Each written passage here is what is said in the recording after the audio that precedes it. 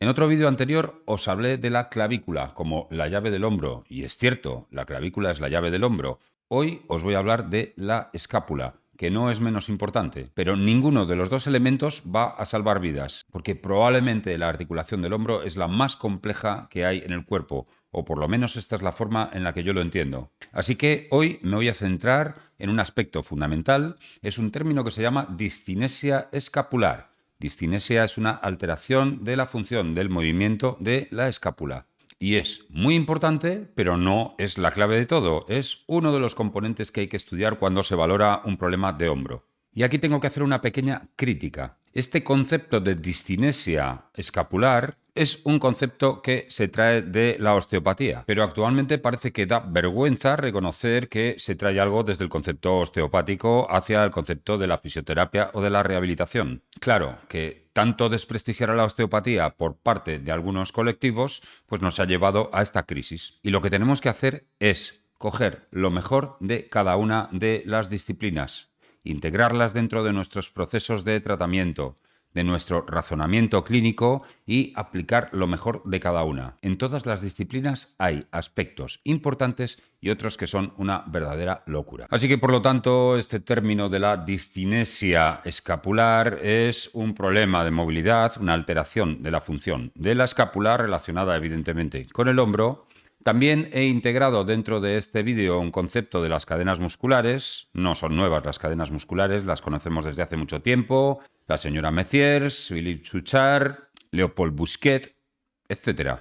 Todos estos, como parte principal, la señora Messiers y Suchard y Busquet como alumnos de ella, han desarrollado cada uno de los métodos de las cadenas musculares que son tan interesantes. Tenemos que absorber este concepto de las cadenas musculares, que por lo menos por parte de Leopold Busquet tiene un origen fundamentalmente osteopático, porque él fue profesor de osteopatía. Y si escarbamos un poco en su método, que al principio eran solo las cadenas musculares, pero después fueron las cadenas fisiológicas, donde se integró el concepto cráneo-sacral y el concepto visceral, veremos una terapia muy rica que sirve no para todo, pero sí para muchas cosas. Además, si os dais cuenta, dentro de este concepto de la discinesia se incluye también el concepto de las cadenas disfuncionales. Hay cadenas disfuncionales ascendentes y descendentes. Esta propuesta viene también del mundo de la osteopatía. Extraer lo mejor, integrarlo dentro de vuestro razonamiento clínico y dentro de vuestro protocolo de tratamiento. Así que ahora vamos a ver este podcast que me ha elaborado Notebook LM con la información que yo le he proporcionado y la selección de algunos artículos científicos. Iremos desgranándolo, haciendo intervenciones a medida que lo vayamos viendo. Así que vamos al lío. Seguro que a mucha gente les suena. Ese dolor sordo, persistente en el hombro. Mm, El que aparece como sin avisar después de un día largo delante del ordenador. O ese pinzamiento que te fastidia el último largo en la piscina. sí, o un partido de tenis. Es una de esas molestias universales que casi todo el mundo ha sentido alguna vez. Y la reacción instintiva es siempre la misma. Será el manguito rotador.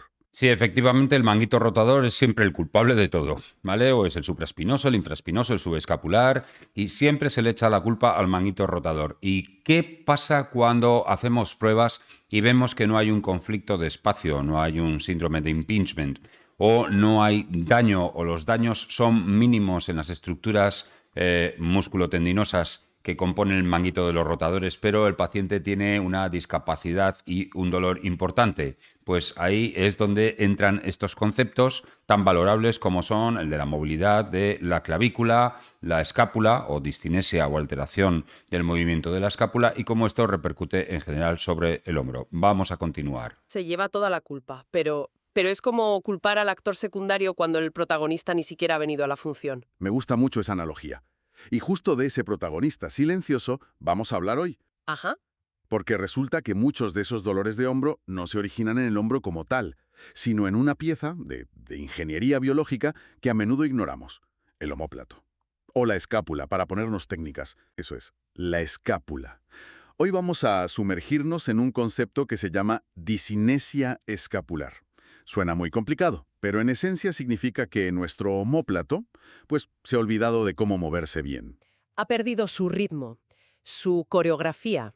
Y claro, eso desestabiliza toda la orquesta del brazo. Bien, hay un concepto muy importante que hay que desarrollar que es el ritmo escapular. Esto ya está descrito desde hace mucho tiempo. El ritmo escapular habla de cómo se mueve la escápula sobre nuestra parrilla costal a medida que nosotros vamos haciendo una elevación, una antepulsión, es decir, movimientos de la extremidad superior.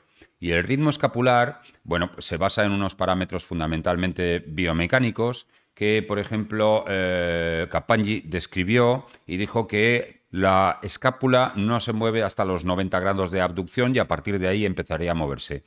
Hoy en día hay otros estudios que han demostrado que el comportamiento es diferente, es decir, la escápula puede comenzar a moverse antes, pero en general se mueve pues aproximadamente un punto por cada dos que se mueve el húmero en la abducción, es decir, que se mueve muy levemente.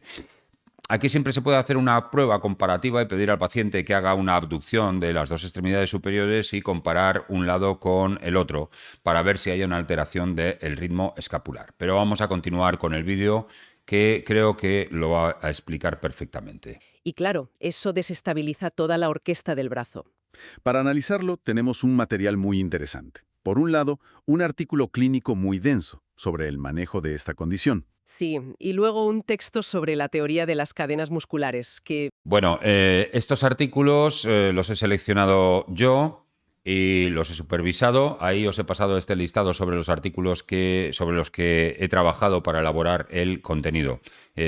Así que si queréis podéis tomar nota de ello, podéis haceros un pantallazo y podéis verlo. Están publicados fundamentalmente en PubMed. Pero también hay algún artículo pues, que está sacado de la Clínica Mayo o incluso de Wikipedia, que lo bueno que tiene es que estas dos fuentes generalmente suelen traer a un lenguaje más coloquial aquello que para otros, y por otro lado en castellano, aquello que para otros puede ser menos accesible porque son publicaciones en inglés, todas aquellas que salen en PubMed, lo sabéis. En fin, esto es material que yo he seleccionado para la elaboración de esta información, así que continúo con ello. el ejercicio. Y para rematar, un par de artículos del Mayo Clinic Health System y de Wikipedia, que lo bajan todo a tierra, ¿no? Lo conectan con algo tan del día a día como la mala postura. Exacto. La misión de hoy es entender por qué ese hueso plano que tenemos en la espalda es tan vital, cómo un movimiento defectuoso puede causar un efecto dominó de problemas y, lo más importante, cómo se aborda, que curiosamente a menudo implica tratar zonas que no son el hombro. Claro. Bien, pues vamos a desgranar esto. Pues mira, para empezar hay que darle a la escápula el estatus que se merece. No es solo un hueso, es el centro de operaciones de lo que llamamos la cadena cinética del miembro superior. La cadena cinética. Imagínala como un nudo en una cuerda. Toda la fuerza que generas con las piernas y el tronco al lanzar una pelota o al coger algo pesado de una estantería. Tiene que pasar a través de ella para llegar al brazo de forma eficiente. Y no es una base rígida, para nada.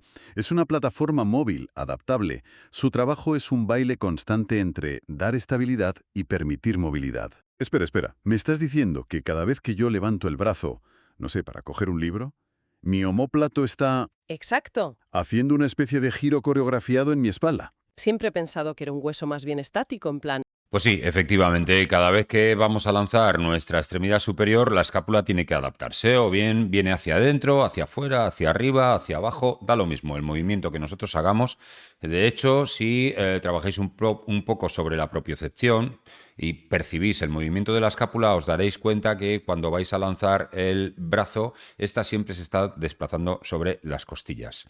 Y bueno, aunque en general el público pueda tender a pensar que es un hueso que está ahí inmóvil, que está puesto por el ayuntamiento, pues no, es un hueso que cumple unas funciones muy importantes y que además está conectado con el tronco o conecta la extremidad superior con el tronco a través de un sistema muscular que se encarga de estabilizarlo. Es decir, si este sistema muscular, las parejas de fuerzas entre el serrato y el romboides, por ejemplo, no fueran capaces de aplicar la escápula contra la parrilla costal, cada vez que nosotros empujamos algo, la escápula saldría proyectada hacia atrás. Así que fijaros qué importante. No podríamos empujar nada, no podríamos hacer las flexiones estas típicas, los fondos, etcétera.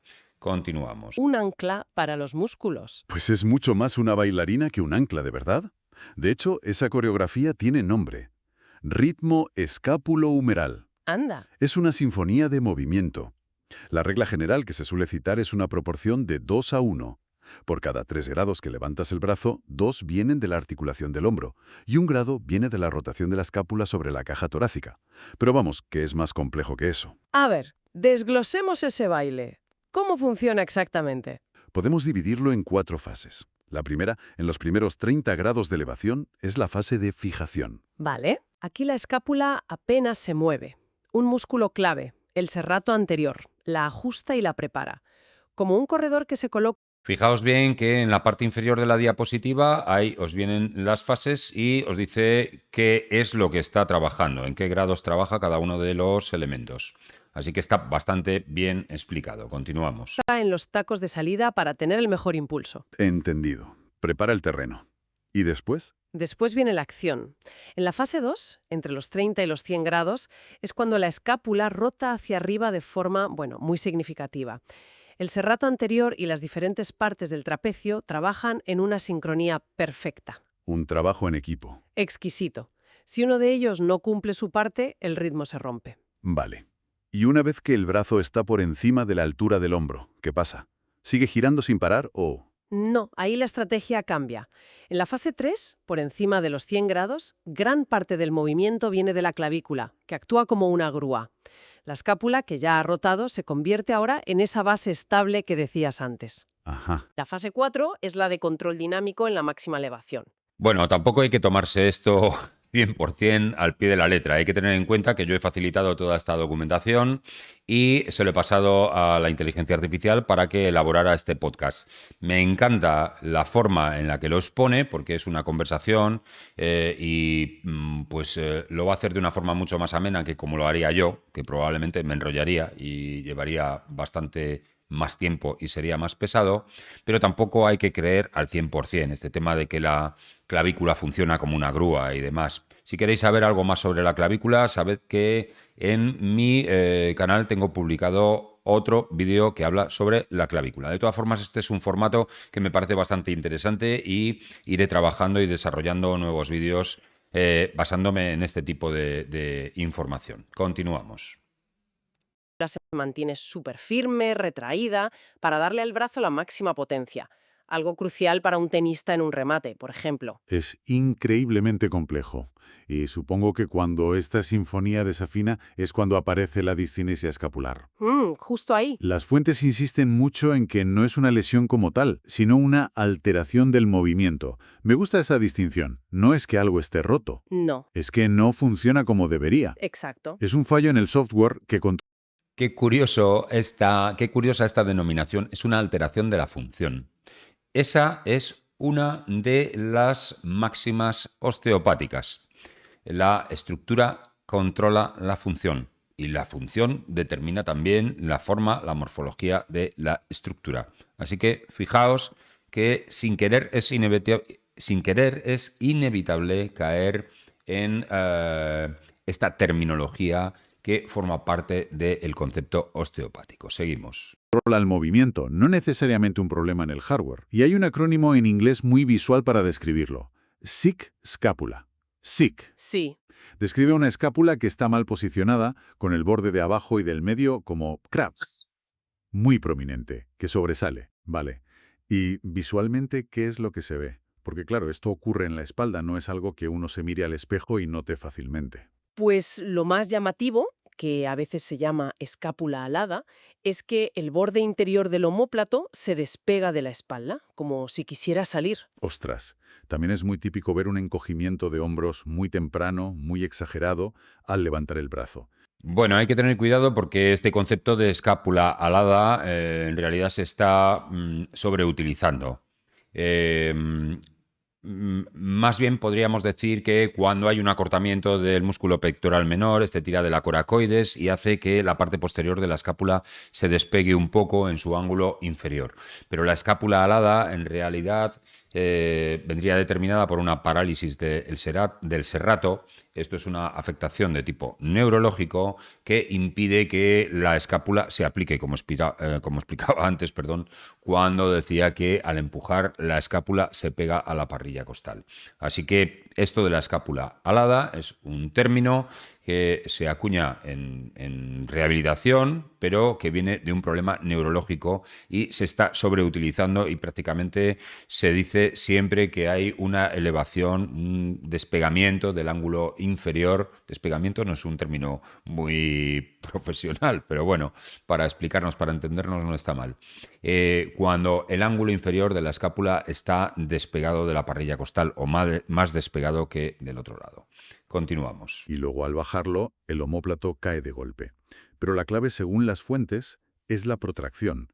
La escápula está siempre desplazada hacia adelante. Y esa posición es veneno para el hombro. Y aquí viene un dato que me ha dejado pensando. Uno de los artículos menciona que hasta en un 27% de los casos, estas alteraciones pueden existir sin que la persona tenga el más mínimo síntoma. Sí, es alucinante. Eso es una locura. O sea que podría estar ahora mismo con la escápula completamente descolocada y no tener ni idea hasta que un día de repente intento coger la caja de cereales de arriba y ¡zas! Precisamente. Bueno, tampoco es tan dramático. Quiero decir que no porque un día vayas a coger la caja de cereales, tendría que haber un estado degenerativo previo que fuera realmente importante. No por eso de repente un día vas a tener un problema gordo, ¿no? Pero lo que sí es cierto es que esta afirmación de que un 27% de la población tiene discinesia escapular, esto es una verdad como un templo. Lo que sucede es que hasta que no da sintomatología nadie lo asocia, ¿de acuerdo? Puede haber mucha gente con este problema de discinesia escapular que no tiene ninguna sintomatología y por lo tanto pasa desapercibido. Es una bomba de relojería funcional. Y esto nos lleva directos a la causa más común de ese fallo de software. La mala postura, me imagino. ¿A qué os suena esto? ¿A qué es familiar? Pues es lo que prácticamente todos hacemos a diario. Si no es con la pantalla del ordenador, es con el teléfono móvil, pero todo el día en esta postura. En fin, dando de comer a la discinesia escapular. La postura. Las fuentes del Mayo Clinic lo dejan clarísimo. Nuestro estilo de vida moderno es el caldo de cultivo perfecto. Horas y horas sentados, con la cabeza adelantada. La pantalla. Claro. Eso debilita crónicamente los músculos de la espalda que deberían sujetar la escápula, el trapecio inferior, el serrato, y mientras los músculos del pecho, como el pectoral menor, se acortan y se ponen hipertónicos. Vamos, la clásica postura de hombros caídos y espalda curvada. O sea que, básicamente, mi móvil y mi ordenador están librando una guerra contra la mecánica de mi hombro. Se podría decir que sí. Ese desequilibrio constante tira de la escápula hacia esa posición de protracción, la saca de su sitio. Y cuando la base falla, toda la estructura sufre. El manguito rotador tiene que trabajar el doble en un ángulo biomecánicamente terrible. Es la receta perfecta para el dolor. De acuerdo. El cuadro es claro. Pero si es algo tan sutil y a veces asintomático, ¿cómo sabe un fisio o un médico que el problema viene de ahí? ¿No es algo que se vea en una radiografía? No, para nada. El diagnóstico es un trabajo de detective, un proceso deductivo muy elegante en 3 pasos. A ver. Primero, hay que determinar si la disquinesia existe. Se usa una prueba de observación, el Scapular Dyskinesis Test. Se le pide a la persona que levante y baje los brazos, a veces con una pesa muy ligera para fatigar un poco el sistema. Para que se vea más el fallo. Eso es. Y el clínico observa desde atrás si la escápula aletea o se mueve de forma errática. Vale, primer paso, ver si el movimiento es raro. Bueno, esto es lo que explicaba antes. En realidad el paciente está sentado, nosotros estamos a la espalda y le vamos a pedir que haga movimientos de abducción, de antepulsión, de retropulsión y vamos a observar si las dos escápulas se mueven igual o aquella del hombro que está afectado se mueve con mayor dificultad o con una predominancia determinada. También quería comentar otra cosa de la cual han hablado antes y músculos débiles. Bueno, esto de músculos débiles es un concepto que a mí personalmente no me gusta mucho, porque esto nos lleva siempre al concepto de fortalecimiento, que ha sido uno de los problemas fundamentales de la medicina de rehabilitación. Hay que fortalecer, no hay que fortalecer. Hay que trabajar los músculos que son fásicos y relajar los músculos que son tónicos o que están hipertónicos. Así que eso se merecería un vídeo de análisis más preciso. Pero arena de otro costal. Vamos a continuar con el vídeo. Pero como hemos dicho que puede no doler, ¿cómo se sabe que ese movimiento raro es la causa del dolor de esa persona? Ahí está la clave del segundo paso. Relacionar la disquinesia con los síntomas. Y para eso se usan unas maniobras correctivas que son brillantes por su simplicidad. ¿Cómo son? La primera es el Scapular Assistance Test. Mientras el paciente levanta el brazo que le duele, el examinador usa sus manos para ayudar a la escápula a moverse bien, guiándola. Ah, vale. Si con esa ayuda el dolor disminuye o desaparece, o el rango de movimiento aumenta, bingo. O sea que básicamente estás haciendo el trabajo que los músculos deberían hacer para ver si eso soluciona el problema. Es como darle un empujoncito manual al sistema. Ojo que este concepto de asistencia del movimiento ya se ha integrado dentro de algunos métodos. No voy a mencionar métodos porque no quiero hacer publicidad de ninguno, pero se ha utilizado y es una estrategia que es válida. A veces los movimientos que podemos aplicar sobre el sistema escapular para estimularle pueden ser totalmente pasivos o a veces pueden ser activo-asistidos, es decir, lo hace el paciente mientras nosotros le ayudamos. Que cada uno escarbe y que encuentre la relación que hay.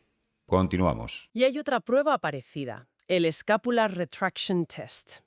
Se estabiliza la escápula en una posición correcta y se le pide al paciente que haga fuerza.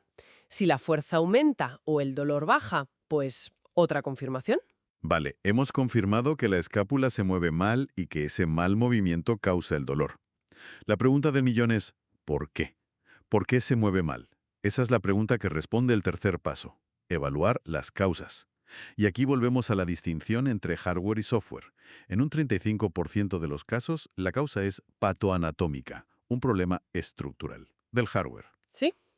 Hablamos de una fractura de clavícula mal curada, una lesión en la articulación o incluso lesiones nerviosas que paralizan músculos clave. Pero eso deja un 65% de los casos, la gran mayoría. Correcto. Y en ese 65% el problema es patofisiológico, es funcional, es el software. Y aquí el abanico es amplio. Puede ser rigidez en el pectoral menor o una inhibición de músculos como el serrato o el trapecio inferior. ¿E inhibición? Sí, que aunque no estén débiles, el cerebro no los enciende en el momento justo. Y un factor clave que destaca uno de los textos, la debilidad del core, del abdomen. Del núcleo abdominal y lumbar. Se ha visto que está presente hasta en el 50% de los pacientes con problemas de hombro. Espera, ¿me estás diciendo que para arreglar mi hombro quizás debería estar haciendo abdominales? Bueno, aquí hay varias cosas que comentar. En primer lugar, bueno, pues este tema de... Voy en sentido inverso, ¿no? Lo primero, lo del core. Qué raro que no saliera el tema del concepto del fortalecimiento del abdomen. No hay que fortalecer, hay que tonificar el abdomen. Sí es cierto que la musculatura, la faja abdominal, va a conectar la cintura escapular con la cintura pélvica y es importante hacer trabajos de coordinación, ¿cierto? Pero eso no quiere decir que esto sea la base del problema, porque evidentemente no lo es. Y otras dos cosas que quería comentar son esta diferenciación que ha hecho entre lo puramente estructural. Es decir, es evidente que si ha habido una fractura de clavícula y la clavícula no está bien soldada, la distancia de la clavícula ha cambiado toda la biomecánica del hombro. Si ha habido una fractura del húmero, en los hospitales vemos cantidad de fracturas complejas del hombro que afectan definitivamente a la biomecánica de este y después el hombro no vuelve a ser el mismo. Eso es evidente. Y luego hay otro problema, que es el problema de la coordinación neuromuscular. Esto tiene mucho que ver con muchísimos aspectos. La falta de ejercicio, las malas posturas repetitivas que llevan a vicios posturales y a vicios biomecánicos. La falta de combinación, hacer siempre los ejercicios en un mismo sentido, aquellos deportes que son asimétricos, etcétera. Hay muchísimos factores que van a alimentar ese patrón de movimiento patológico, ¿no? Que es lo que llamaríamos alteraciones de la propiocepción y que hay que trabajarlas desde el punto de vista del ejercicio físico con cosas mucho más concretas. Así que tenemos los problemas estructurales, tenemos los problemas, diríamos, relacionados con la postura y con el movimiento, con la propiocepción, y luego este concepto de lo del core, que a mí personalmente no me parece para nada la base del problema. Que puede ser que haya una incidencia alta, pero es que hay una incidencia alta de falta de tono muscular de la faja abdominal, pero eso no se resuelve haciendo abdominales, no nos confundamos. Eso se resuelve activando el transverso del abdomen. Y eso sí que es importante. Continuamos. ¿Estar haciendo abdominales? Eso sí que es contraintuitivo. Totalmente, pero es la esencia del concepto de cadena cinética. El cuerpo no funciona por piezas aisladas. Las fuentes señalan un dato muy concreto. Para una elevación completa del brazo se necesitan unos 15 grados de extensión de la columna torácica. O sea que la parte alta de la espalda tiene que poder arquearse un poco hacia atrás. Exacto. Si está rígida y bloqueada en una posición encorvada, es matemáticamente imposible que el hombro se mueva bien. ¿Mm? De hecho, el artículo de Mayo Clinic propone un experimento que se puede hacer ahora mismo. Sentado, encorvado todo lo posible e intentando levantar un brazo. Y se nota hasta dónde llega. ¿Mm? Y ahora, sentado completamente recto, sacando pecho y volviendo a levantar el brazo. La diferencia es espectacular. Acabo de hacerlo y es como si se hubiera desbloqueado el movimiento.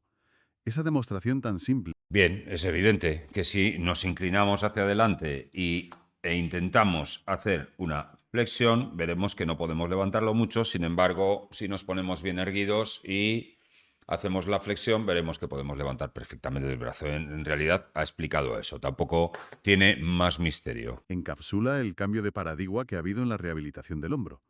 El enfoque tradicional era muy local. Si duele el hombro, tratamos el hombro. Claro. Se centraba en estirar lo rígido y fortalecer lo débil con ejercicios muy aislados. Pero los estudios más recientes muestran que hacer cientos de repeticiones para el trapecio inferior, por ejemplo, Esto precisamente es lo que comentaba hace un rato. Los músculos más fuertes. lo fascinante es que a menudo no es un problema de falta de fuerza, sino de coordinación, de control motor. Ah. El cerebro ha adoptado un patrón de movimiento defectuoso y lo ha automatizado. La rehabilitación moderna se centra en reprogramar ese software, en enseñarle al cerebro a activar los músculos correctos en la secuencia correcta y en el momento preciso. Suena mucho más complejo que simplemente hacer pesas. ¿Y cómo se hace esa reprogramación cerebral? Se basa en varios pilares. El primero es el feedback. La escápula está en la espalda, no la vemos. Necesitamos ayudas externas para que el cerebro reaprenda dónde está. ¿Como espejos o...? Espejos, que el terapeuta dé toques en los músculos que se deben activar, es una fase de corrección consciente, de pensar.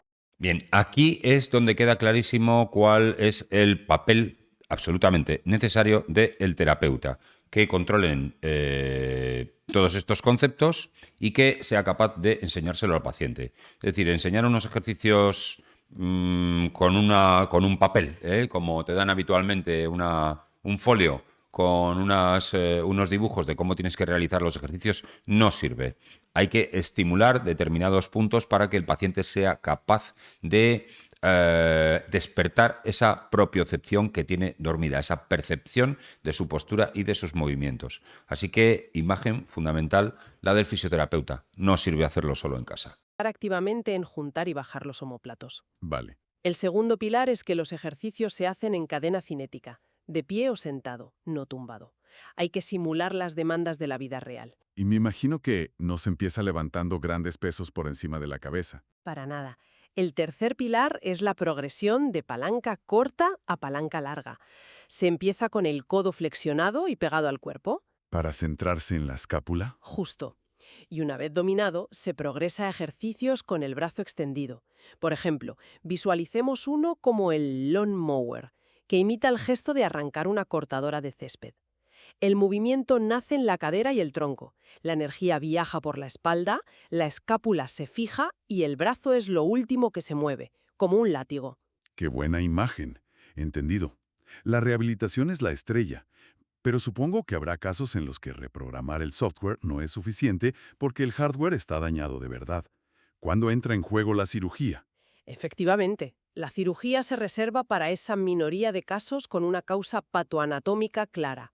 Si hay una lesión de un nervio como el torácico largo y tras un año no hay signos de recuperación, ¿Se puede operar? se pueden hacer transferencias de tendones.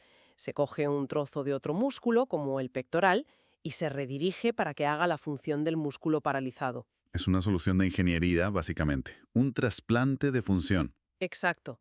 Otros casos pueden ser Bueno, tampoco esperemos verdaderos milagros. Es decir, siempre va a ser, llegados a un punto, la cirugía es la última opción, pero la gente tiende a depositar las mismas expectativas en la cirugía que cuando llevan su coche al taller. Y piensan que van a salir nuevos, como de fábrica, ¿verdad? Pues no. Sí que en el hospital vemos este tipo de técnicas, vemos a veces transposiciones de tejidos de un músculo para cumplir una función determinada y el buen resultado depende de muchísimos factores. Evidentemente de la técnica aplicada, pero también de cómo el paciente afronte el tratamiento de rehabilitación, de que siga correctamente las instrucciones que le dicta el fisioterapeuta. Depende de muchos aspectos, ¿vale? Pero si no hay sacrificio, evidentemente va a ser muy difícil que una cirugía cree un milagro, genere un milagro. una escápula crepitante, que es un chasquido doloroso constante, o fracturas que necesitan fijación.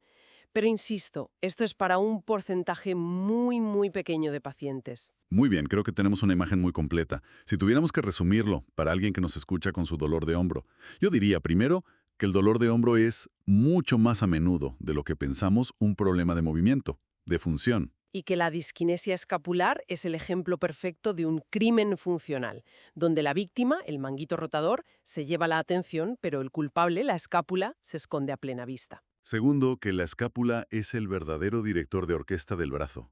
Si el director está descoordinado, toda la orquesta suena mal. Tercero, que la mala postura y un core débil no son problemas estéticos, son factores centrales que pueden estar en la raíz del problema. No se puede entender el hombro mirando solo el hombro. Hay que mirar arriba, al cuello, abajo, a la columna y al frente, a los músculos del pecho. Y por último, que la solución más efectiva no siempre es fortalecer sin más, sino reeducar. Se trata de enseñarle al cerebro a usar el magnífico hardware que ya posee de una manera más inteligente. Y me gustaría cerrar con una idea que mira hacia el futuro y que realmente me entusiasma. Como hemos visto, el diagnóstico de la discinesia hoy en día depende de la observación visual de un clínico. Es un arte casi. Es un arte, pero sigue siendo inherentemente subjetivo. Lo que un profesional ve, otro puede interpretarlo de forma ligeramente diferente. Claro, depende del ojo y la experiencia de cada uno. Exacto. Pero esto está a punto de cambiar. Ya se están desarrollando tecnologías como sensores giroscópicos portátiles, pequeños dispositivos que se pegan en la espalda. ¿En serio? Sí, y que pueden cuantificar el movimiento tridimensional de la escápula de forma precisa, objetiva y en tiempo real. Imagina las posibilidades. Podríamos dejar de decir la escápula rota poco para decir a 65 grados de elevación le faltan 4 grados de rotación. Bueno, aquí no puedo estar en mayor desacuerdo. El ojo clínico no va a ser sustituido por ninguna inteligencia artificial ni por ningún aparato. Los aparatos lo que tienden a hacer es atrofiar nuestro razonamiento. Es decir, un aparato puede servir de apoyo, pero por encima tiene que estar el criterio profesional y el criterio humano.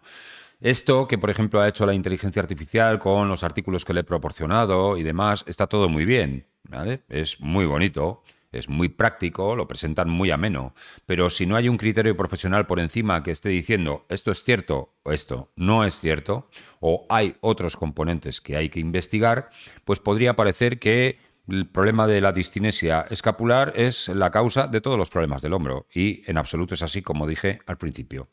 Esto de los giroscopios y demás, pues bueno, puede estar muy bien para hacer estudios porque son datos al fin y al cabo, pero el ojo clínico no va a ser sustituido por nadie. Eso es algo que en medicina se sabe de siempre. No quiero decir con esto que nos tengamos que oponer a los avances, ni muchísimo menos, pero los avances tienen que ser supervisados con criterio profesional por un ser humano, pero con conocimiento y con criterio para evaluarlo.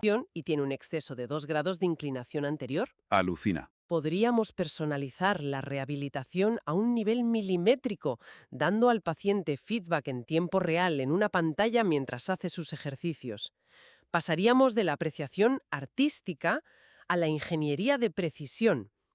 El futuro del tratamiento no solo será... Esto de la apreciación artística me hace gracia también porque cuando se define la osteopatía, se habla de que la osteopatía es una ciencia, porque está basada en las ciencias de la salud, y se habla también de que es un arte. Quiere decir que cada osteópata, cada profesional que trabaja con el concepto osteopático lo desarrolla de una forma en función a sus experiencias y sus habilidades, sus capacidades físicas, etc.